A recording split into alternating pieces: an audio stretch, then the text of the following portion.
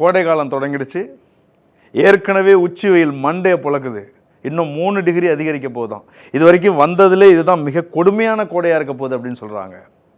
இந்த கோடை காலம்னு வந்தாலே ஹீட் ஸ்ட்ரோக்கு, மரணம், உடம்பு அசதி, கான்ஸ்டிபேஷன், சிறுநீர் தொற்று, இப்படி நிறைய வியாதிங்க வரும்.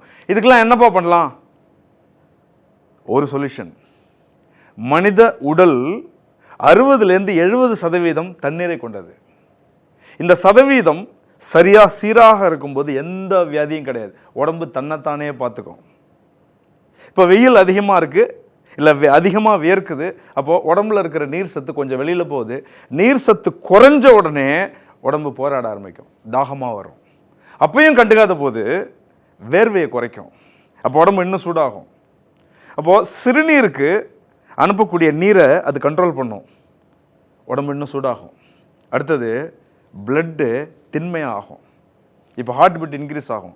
இப்படியே ஒன்று உடம்பு அசதியாகும், கீழே விழுந்துருவாங்க. இப்போ பயமுறுத்துறியப்பா, சம்மருக்கு பயமுறுத்தல, உண்மையாக சொல்கிறேன். அப்போ இதுக்கு என்ன வழி? எளிய வழி, எல்லாரும் செய்யக்கூடிய, நீங்கள் தினம் செய்யக்கூடிய ஈஸியான வழி,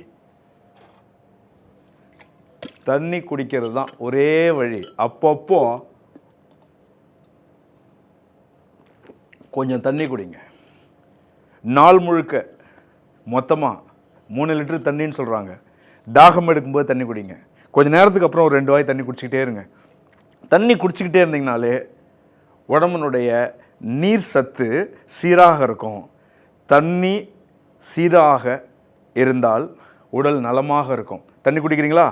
நான் தண்ணின்னு சொன்னது H2O, வேறு தண்ணி இல்லை. தண்ணி குடிங்க, நலமாக இருங்க. மலர்ச்சி. வணக்கம். அகத்திலும் புறத்திலும் மலர்ச்சி கொடு, வளர்ச்சி கொடு.